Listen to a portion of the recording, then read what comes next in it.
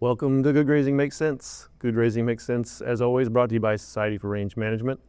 My name is David Voth. I'm your host, and today we have a pretty great opportunity to talk about the Grazing Action Plan. We have two guests here, Brenda Younkin and Marlow Draper, some folks who are really in the know of some interesting stuff that's going on right now. Brenda, I want to turn it over to you to introduce yourself and tell us where you're at in your career right now and what's brought you to this table today. I'm Brenda Younkin. I'm Senior Advisor to the Bureau of Land Management within the Department of the Interior. And I guess where I'm at in my career is kind of tired this week. It's been a busy 7 months or so since I started with the agency. And my focus is primarily grazing. It's basically not energy. Grazing, sage grouse, land use planning, wild horse and burros. With my fellow range scientist Marlow, we do the best stuff. So we're doing a lot of coordination with both within the agency as well as with the Forest Service, which we'll get into here in a minute. Great. And Marlow? Hi, I'm Marlow. I've been with the Bureau of Land Management since 1992. Sure. I actually have a background in range, so I'm pretty excited to be here and have this opportunity to visit with you. I've been in the position with BLM headquarters for a little over 5 years, and we manage the forestry, range, and vegetation programs for the Bureau. Including grazing then, right? Including grazing. And within that is for sure range land management as well as invasive species and post-fire. Great. So I don't know how recent this is, but the Grazing Action Management Plan is what we're here talking about today. What is this? Where did it come from? There's a lot of good ideas being thrown out there. How did this come to be? It is recent, so it just came up last fall, really. The Secretary of Agriculture was in discussions with multiple grazing permittees, as well as the Secretary of the Interior, and realized that there were a number of things that we, collectively, the agencies, could improve in administering essentially allotments to our permittees. So because we both administer grazing, it seems like we could be a little more consistent and we could have a little more communication and transparency between Forest Service and really this plan overall includes USDA. We're just talking about the grazing piece, but to do a better job administering our grazing permits and for our permittees. One of the interesting things I think about this administration is that it's very much focused on, business relationships, and the permittees are our clients, they're our customers. And so making sure that we're providing good customer service is something that we hear a lot about internally on a day-to-day basis. Yeah, and I do want to say this is a Forest Service, a USDA issue. They're not here with us today, but they're going through the same process. There's going to be some differences between how DOI does it and Forest Service, and we're just talking DOI today. Correct. Yeah, and these first 5 activities that are in the larger grazing action plan are specific to grazing and grazing administration. So we're working hand in hand with Gilbert Jackson primarily in the Forest Service. Steve Lohr was at a listening session with us last week at CPA. So we're going to be mixing up kind of who's involved, who's at the table, but we'll have both BLM and Forest Service engaged with this process moving forward. So you're addressing stuff that we've been complaining about generationally, and then all of a sudden it's happening. And it took me by surprise. I'm so excited to see this happen. We're just going to talk about the first 5 that are grazing specific. How many are there total? It goes into food safety, food security. So I think it's about a 11 or 12 page action plan. So it's pretty extensive. And USDA makes a lot of commitments in addition to the grazing program administration. Yeah, we'll keep it to grazing topics, but I'm sure, like the livestock industry, we've been waiting for these changes for a long time. I bet other industries have been waiting for those changes for a long time. I'm really excited to see what happens. So can we just jump into some questions that I'm going to just ask some dumb questions that I know are on a lot of people's minds? Mm-hmm. Litigation, that's a huge issue in the permitting process, the whole NEPA process. Everything in this plan looks like it's going to be less likely to get litigated. have you guys looked into all the different avenues that might happen? Is there a part of your team looking into, how might this be looked at from an opposing side? I think we're starting to do that as we're looking at implementing the plan. One of the things that we're just finishing up is the actual memorandum of understanding to memorialize between the two agencies, which will be the first step. We've sort of preemptively started the grazing roundtables, the listening sessions that we had earlier today. We had one at National Cattlemen's last week. Our job really is we're going to get litigated, and we can't not make decisions or not take action out of fear of litigation, because it's going to happen if we're making decisions. So it looks like the local agencies are being set up to have a little more strength and maybe not have to act out of fear as much, as a lot of decisions right now are not being made for fear of litigation. And that's one of the things I'm most excited about. Do you want to talk about the first one? I'm not sure what order you have them in. Prioritizing our vacant allotments. So this is a big one for us. This is ongoing work that really is part of all of our rangeland management professionals' portfolios. There are a number of reasons an allotment could be in the vacant status. So they're assessed on a regular basis, and we have our data management system, our rangeland administration system. This is where we track our vacant allotment status. So when, regardless of whether it's for forage reserve, or there's a change in base property, or there's been some instance that there's a pause with that permit or that lease, and that allotment's moved into that vacant status, that range professional is working diligently to figure out how to make that allotment available. A number of them are a result of just inaccessibility. But with the current administration's desire for improving targeted grazing, also taking advantage of innovation and technology such as virtual fencing, we believe that we will have more vacant allotments that, if they're vacant because of inaccessibility, that it's through innovation and technology and progressive permittees that we'll be able to make those allotments available. One thing that struck me earlier today, and I don't like semantics, but there is a big difference between vacant and closed. Yes. I think we should highlight that this isn't across the board for all allotments that aren't being used right now. Some are closed, and some are closed for good reason. You're only talking about the vacant ones. That's correct. And even in those vacant ones, still have to look back at the old NEPA and see what has changed since then.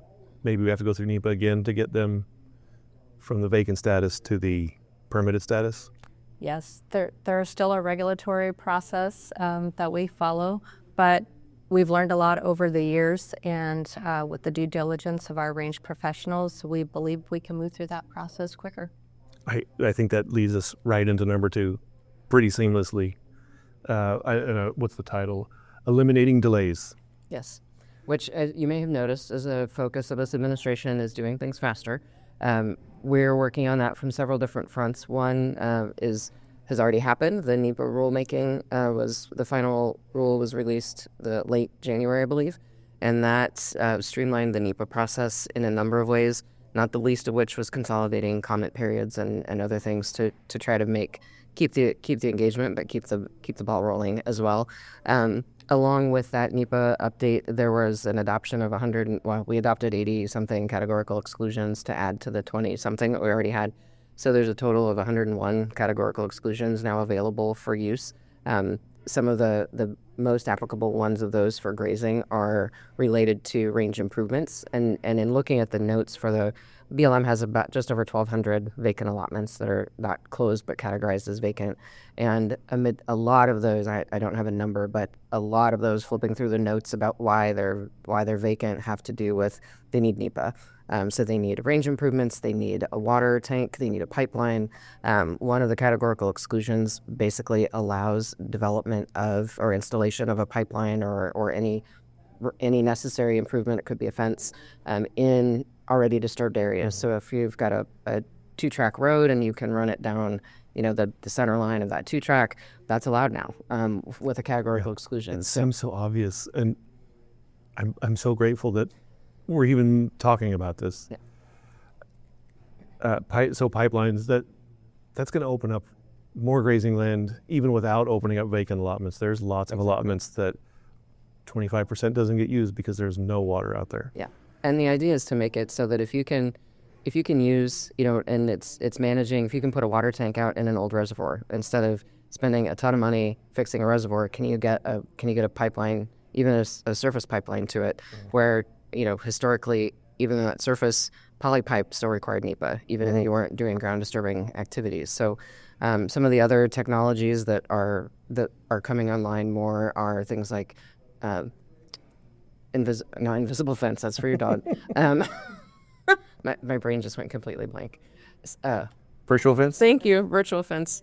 And the utility for that is really looking at, we don't have to do cultural clearances, and we don't need to put in a fence, so we're not spending, somewhere between $20,000 and $50,000 a mile installing fence, let alone maintaining and all of those things.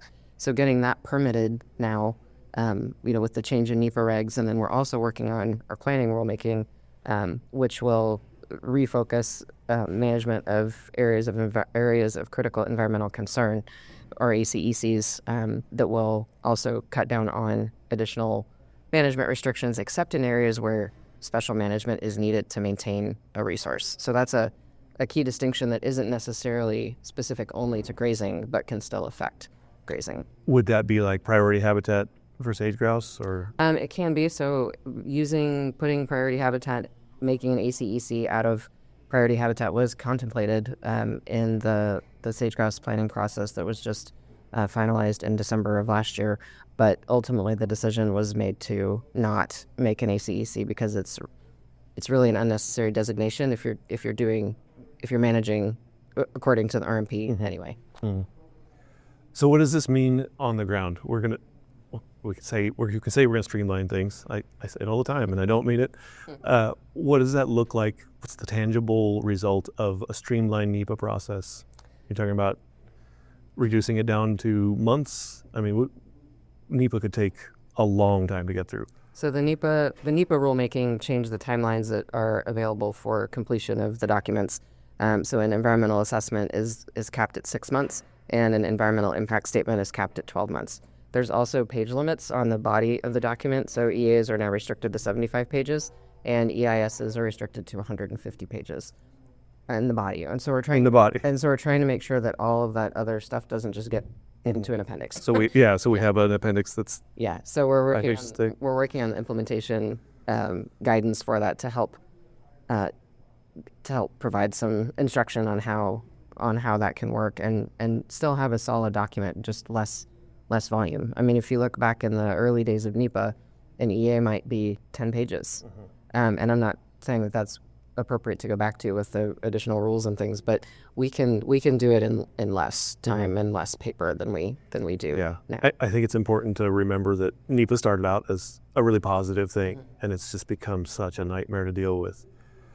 And I might have Marlow speak to the kind of the initiation of the timeframes, and then whatever else you were going to say. Let me interrupt.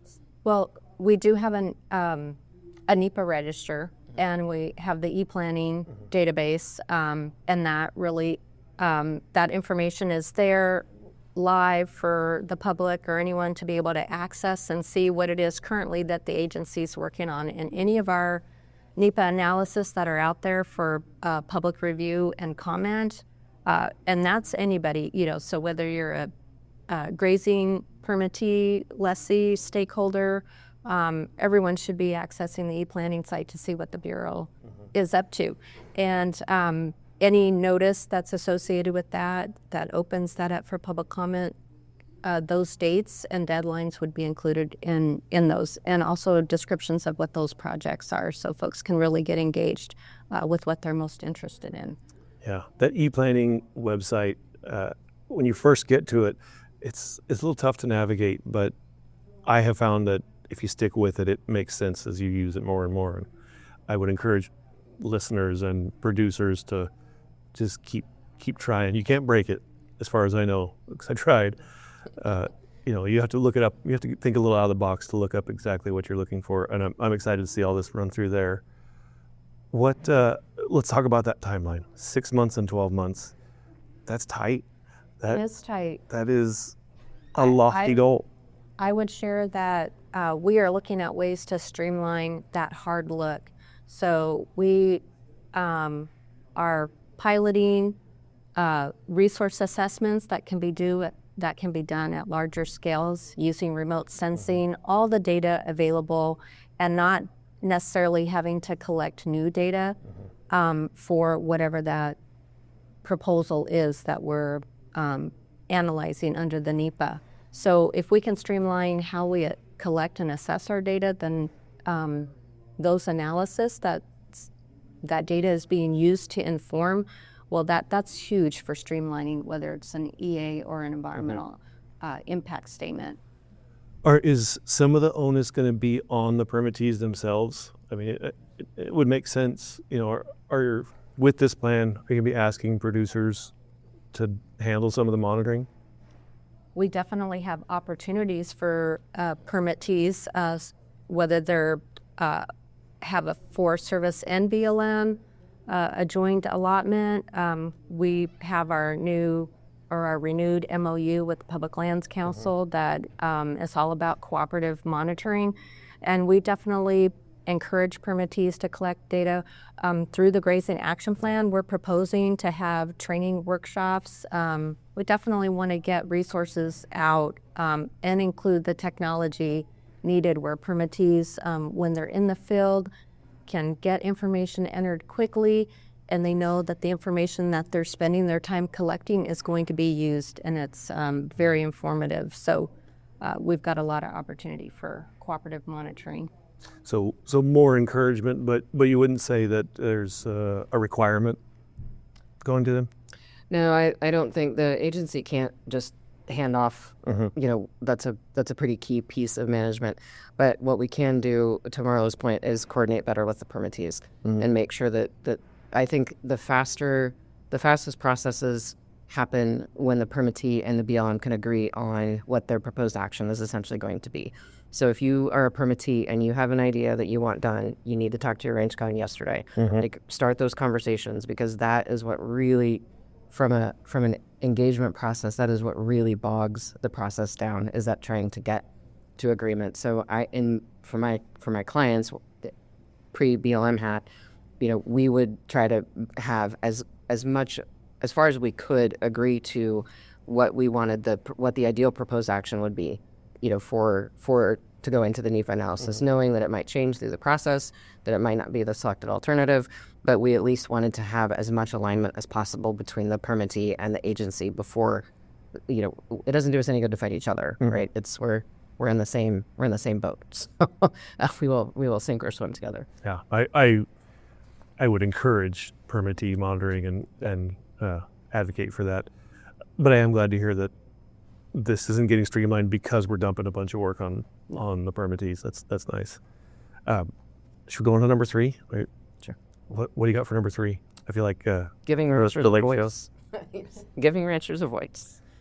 Do you want to start with that? That's it. Yeah, this is part of it. Engaging where we can, and through stakeholders and partnerships.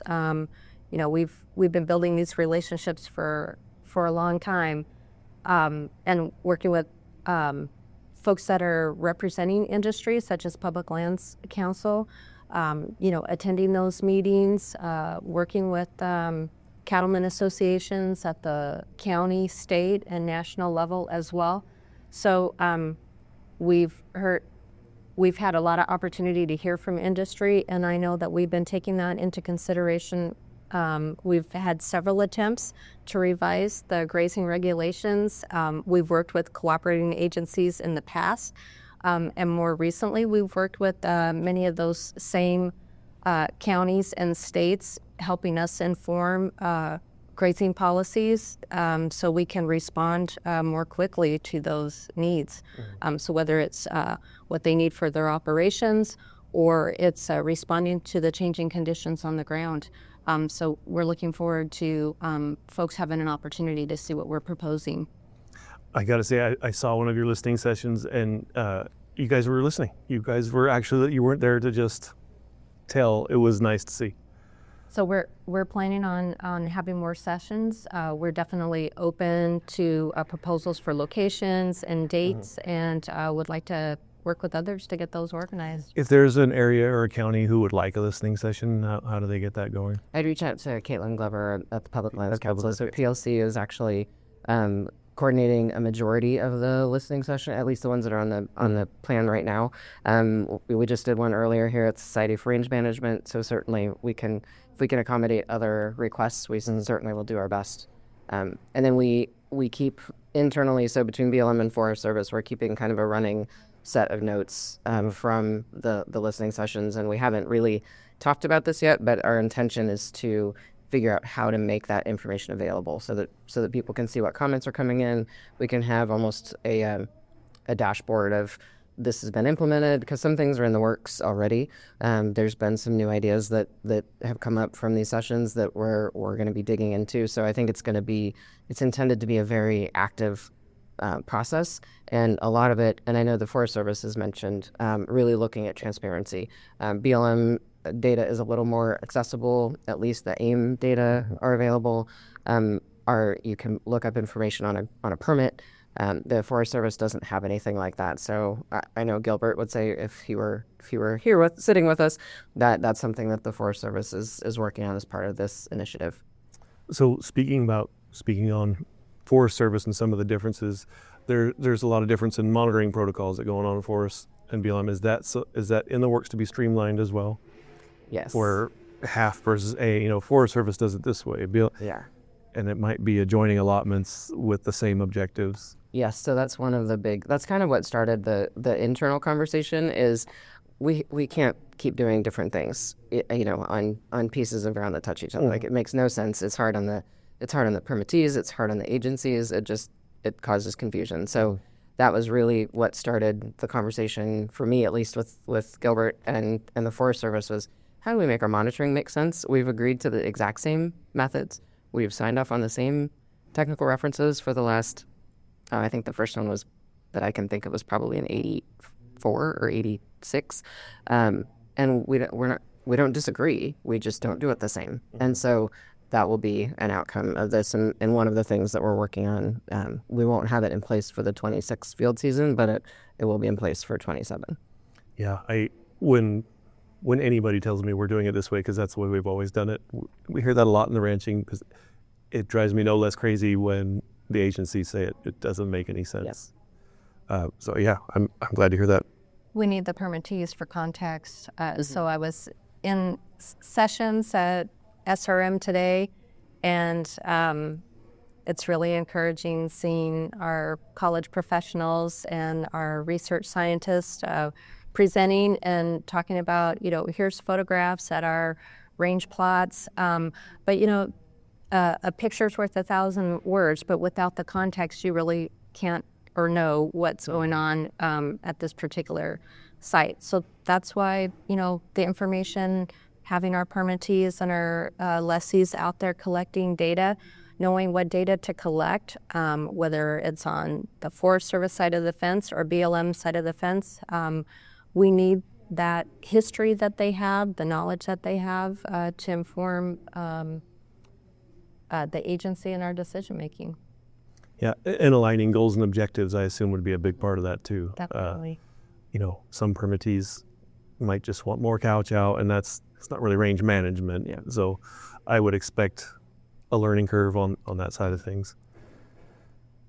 You ready for it? There is with all change. Yeah. comes with a learning curve. Yeah, usually change is scary. This is the biggest change I've been the most excited about. Are you ready to move on to number 4? Yes. Okay. Keeping working lands working. Keeping working lands working. This is probably, if I had to pick a favorite, this might be it. This is really, to me, about bringing in things like outcome-based grazing and targeted grazing into the rule and making it flexible and making it live. Allotment management plans have become a very, if you can get them done, which we have out of 18,000 permits, we have about 5,000 allotment management plans. About 4,000 of them are older than 10 years. which means the permits haven't been fully processed recently.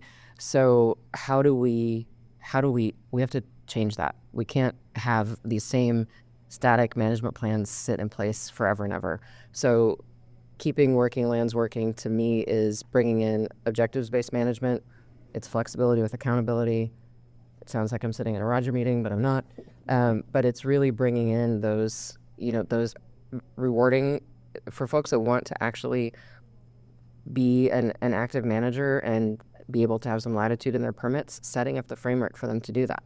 For the guys that want to just, as long as they're meeting standards, that want to just go they've got their on dates and their off dates and that's it, and it works, great. This isn't to make everybody do the same thing. It's to actually be able to create some opportunities for those who want to be perhaps a little more aggressive with management, but to help those that are okay with where they're at also just be able to stay where they're at. So I'd like to dig into that a little bit. We're talking about keeping working lands working. There's plenty of permits out there that aren't working. They draw an income from the cattle that we're grazing, but economically they're not working, ecologically they're not working, socially that might be the only thing that is going on. Is there built-in accountability for those pieces that aren't working? Yeah, so any objectives-based management strategy has to be monitored. And so as part of that strategy, monitoring is critical to know if you're meeting your objectives or not. So you can't just write a plan and say, okay, I'll see you in 10 years, and then come back and say, well, how'd we do? That's not gonna fly. It's not defensible. It's not gonna help the landscape. But if you've got a permittee that's got hot season grazing because they've got 2 weeks in their permit in July, and that's the only 2 weeks they can be there, we all know collectively what's going to happen to that allotment. The condition's going to go downhill. But until we can get him the tools to be able to not be in there those same 2 weeks in July or August, we need to get it to early spring or late fall. And not keep it there forever. And not keep him there forever. So it's really building that, understanding the resource. And we've learned a lot. I mean, if you think about these allotment management plans that were written in the mid-'80s, we've learned some things about riparian management since then. And we know what some of those flexibilities are. We've got things like the targeted grazing EA that have really laid out how can you manage for fuels? How do we manage fine fuels? And in combination with things like virtual fence and depending on the area, herding, whatever other things you can do. Winter grazing is something that the BLM in most areas doesn't really think about. Maybe it's the best opportunity that we have for fuels management. So just really putting all of those tools in the toolbox and going, okay, what do I need to do here? And then pulling those together into one cohesive piece. Are you ready to move on to number 5, or we want to talk more about keeping working lands working? That is a good one. Yeah, Okay. It is. Improving coordination is the last one, and that I think is it's talking to people. It's maintaining relationships. It's improving relationships in a lot of ways. It's getting range staff back out on the ground, getting range staff in offices even in some cases. So Like hired. Yeah. I mean these roundtables are part of that. It isn't just a BLM permittee that has an issue sometimes with the BLM. Sometimes it's the Forest Service has an issue. So it's really opening up that communication. Gilbert and I were talking today about how can we combine essentially the Forest Service AOI meetings with an end of season BLM check, so that if you've got BLM and Forest Service, we don't have 2 separate turnout meetings. You have One-stop shop. and then you have a fall check-in. And if the Forest Service can't make it and it's just the BLM, okay, then the RangeCon reaches out to the Forest Service, or vice versa. So I don't think anything that we're proposing is it's not rocket science by any means. It's really common sense. It's coordination. It's years of staff going, can we please do this? We just want to do this. So Businesses do this all the time. We have, in the past, we used to do formally what was called coordinated resource management, and that principle and that model is still there.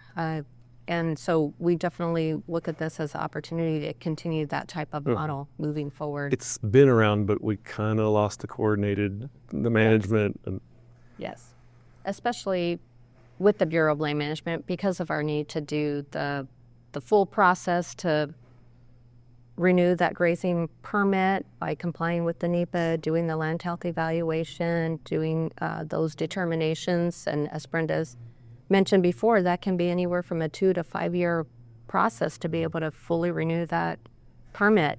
So that really took time away from our professionals being able to work with their Forest Service peers on those joint allotments. Yeah, when I hear this, I get really excited about range improvements and getting water to new places, but permit renewals, land health evaluation, those would be affected as well, right? Yes. I mean, that's part of the streamline. Yes, definitely. There's actually an MOU from, I believe it's 1966 or 67, I think it's 67, that lays out how BLM and Forest Service can administer each other's allotments.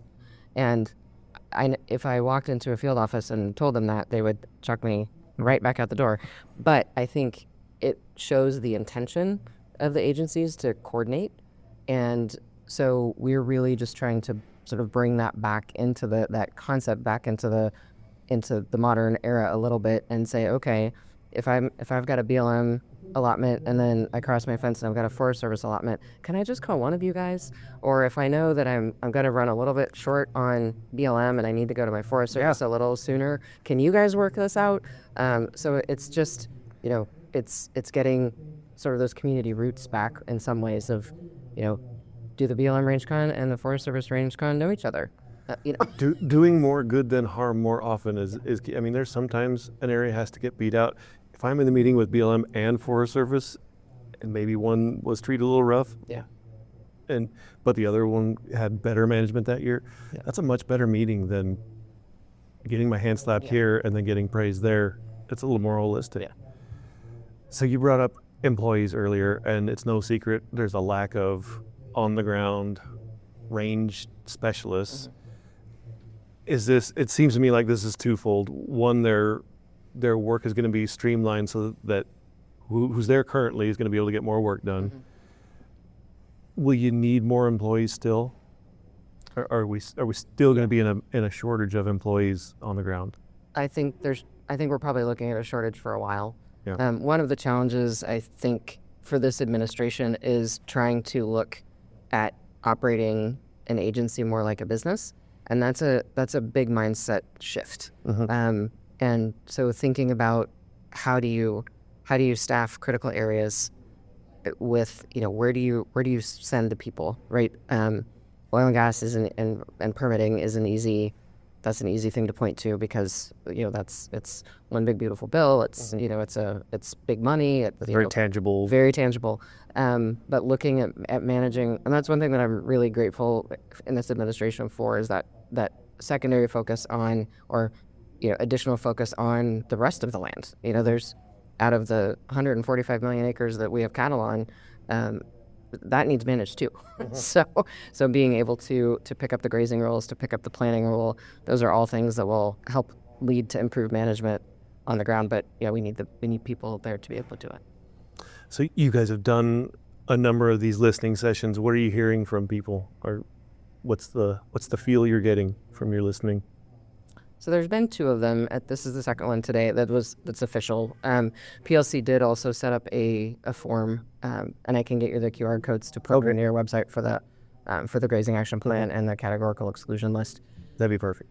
I think a lot of it is people are excited. I think there's a little bit of like, yeah, right. You're really going to do this? But I think, we're trying to take those kind of baby steps to help, so that we can also feel like we're making progress, but to help have permittees understand that we are listening, and the intention is to do these 5 things and to do them to the best of our abilities. Some of them require, most of these don't require any regulatory change. Some of them, to be better at it or to be more effective, will require regulatory change. But a lot of it is just empowering the field staff to make the decision. Yes. Can you talk about what regulatory changes mean? What are the differences and the layers in that? Yeah, so the BLM is currently working on a grazing regulation revision and a planning rule revision, which relates to planning relates to land use planning documents and areas of critical environmental concern in particular. The grazing rule is obviously the Grazing Administration and the lower 48. So that's actually the Code of Federal Regulations. That the last time that was updated, Marlow mentioned it was attempted in 2006 and enjoined. So we're operating essentially from what's in the CFRs is 1995. So Babbitt era cattle free by 93 rules. That's what we still have on the books. Yeah, what I felt in that room was a lot of skeptical excitement, and I don't blame anybody. I may have been one of those people. It's exciting, but that's it. It is exciting. I think one thing that we hear is, and I think it's being heard on both sides of the aisle and being recognized, is that all of us need to be able to respond as quickly as possible to changing conditions on the ground, and that there is serious constraints with the regulatory processes that keep us being able to respond so we can make changes on the ground timely and move the ecosystems in the direction they need to be heading. So that's what we need to do for sustainable rangelands. It's the agency and the permittees and the other stakeholders recognizing that both the permittees and our line officers and our professionals need to have the flexibility in order to make those, determine what those changes need to be and implement them as quickly as possible. So you mentioned both sides of the aisle. One thing I'm always worried about is things are going the right direction, and then 4 years later they're going to... how bipartisan is this currently? Is this being embraced across the board? Or is this something that's... Are we going to throw a baby out with the bathwater in the next term? This seems so logical. Yeah. It can't last.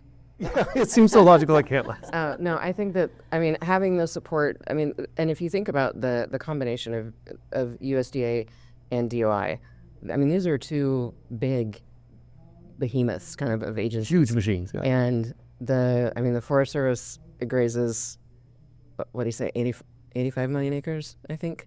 They have, 95 million, almost 100 million acres for the Forest Service, 145 million acres for the BLM. We certainly have the real estate. Are we trying to get people behind the idea of solid land management, transparency and agency correspondence and communication and management? Yes. And I think that as we're getting these pieces out there, we're starting to see that support. I think we've just really gotten started. And so there's been a lot of other things going through the news cycle, as you may have noticed. So I think as we start seeing some successes, as we start being able to point to, we were able to accomplish this, we were able to get this done, we were able to respond to these concerns, that you'll see more as people hear about it more. Is there a piece to this? I'm sorry. No. Is there a piece to this that includes education on what good land management is? I think that's a huge problem we run into. There's half the people say if there's cows, it can't be good land management. And you got another half that says, well, cows are out there, it must be. And neither is true, or both of them are true. Yeah. The recognition that livestock can be used as a management tool, that has definitely increased across the aisle, that support. We see it in proposed legislation. My staff reviews new legislation and provides comments on that, and targeted grazing definitely with what we've seen come out from the administration on wildfire risk reduction. Targeted grazing has been in every related legislative proposal we've seen, and that's exciting. And we definitely want to be able to, and not just for current permittees, that may be the focus, but there's also opportunity using good neighbor authority, opportunity to work with the states and tribes and other livestock operators to come in on public lands and do fuel reduction projects. No administration wants catastrophic fires. No. So speaking of working at those non-federal levels, is there coordination at the state level? I know a lot of places where it's checkerboarded, state, private, and it's coordinated, private, federal, making for 3 different managements with 3 different objectives. Is the streamline process reaching down to the state level, the tribal level? Yes, and part of the process is to move the consultation and coordination piece to earlier in the process. Governor's consistency review is a prime example of that. Right now, it's at the end of the process. So, if we haven't done a good job of coordinating with the governor's office until we get to that point, we might get a very unpleasant surprise at what we think is the end of the process, and then it's actually not the end. It's kind of a restart. FLTMA is very clear that to the extent allowed by law, we have to be consistent with any written plan from any acceptable agency, which is a county natural resource management plan. It can be a state sage-grouse plan. It can basically anything that meets those requirements in FLTMA. So we were trying to figure out how to be able to address those potentials. Sometimes, and when I was as a consultant, we wrote a bunch of natural resource management plans for counties, and we made sure that they took copies to the agency at least once a year, because staff change, you lose institutional memory. It's not an intention to ignore it. It just didn't know. Mm-hmm. So, and it's different. It's a little bit different with the internet. Now I feel about 1,000 years old. But it's still, things disappear, right? Mm-hmm. So it's keeping those front and center, but really moving that consultation and coordination up in the process, we think will help with streamlining, because everyone will have an opportunity to engage, whether they choose to or not. Everybody's got choices. So we're talking about huge changes across a multiple use landscape. Are the sportsmen on board? Are the other groups that are using these lands on board with what you're talking about? I think generally, as it relates to the grazing action plan, certainly there's other land management challenges that we have as an agency, specifically wild horse and burrow management. I was not even. That's okay. I'm going to say it, and then we're gonna be done. Okay. No questions. Thank you. But everyone wants better range management. Our job is habitat management. That's what we do. Outside of wild horse and burrows, we have plants and we don't have anything else with a heartbeat, right? So our plants do us the favor of not moving, so we can be consistent in our management and what we do, but we need to be looking cohesively at how we're managing that landscape. So changing the mindset a little bit from single species management and sort of one-off, we shouldn't have a sage-grouse management plan. We should have a sagebrush management plan. We should have an ecosystem management plan. We don't, but so we intact habitat is what we're but out we've there. tried to incorporate those principles into the plan. When you look at it, it says sage-grouse on the front, but it's really sagebrush management. And so as an agency thinking about that habitat connection, that's what really gets sportsmen excited. That's what gets the hunting public excited. There's nothing bad happens when you have good habitat, right? It's all. Yeah. It doesn't matter how much it rains. It doesn't really even matter if it burns. It'll come back. Mm-hmm. So that's really, the focus from my perspective of BLM is how do we manage our habitats better. Anything to add to the multiple use? So, I know multiple use there's multiple uses. So on an annual basis, we have an opportunity for our field offices to nominate permittees and collaborative partnerships for Rangeland Stewardship Awards and Rangeland Innovation Awards. And definitely on some of the collaborative projects that have been nominated in the past that definitely include conservation organizations, hunters, anglers, etc., are definitely contributing to all of our shared projects on the ground for whether it's treating invasive species, whether it's removal of encroaching juniper. Mm-hmm. So a lot of habitat projects with and all of our the state game agencies across the board too. There's a lot going on. I'm going to defer all wild horse and burrow questions to later. Thank you. Can I just ask, is it in here somewhere in the plan, or is there some addressing it? I think there's a general reference. I can't remember honestly if there's something specific to wild horse and burrows. It We are in conversation right now. There's an MOU between the BLM and Forest Service for management of wild horses, and we're having. I probably spend proportionally more time with our wild horse staff than anybody else in the bureau. So I don't want to pin you down on wild horse and burro, but you.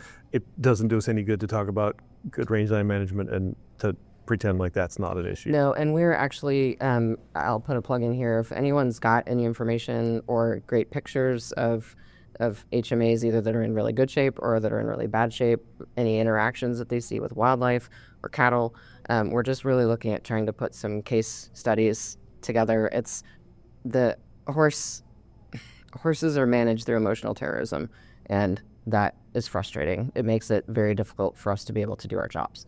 And so if we can't tell a story of what too many horses is doing to the landscape, it's going to continue to be a challenge to manage the landscape.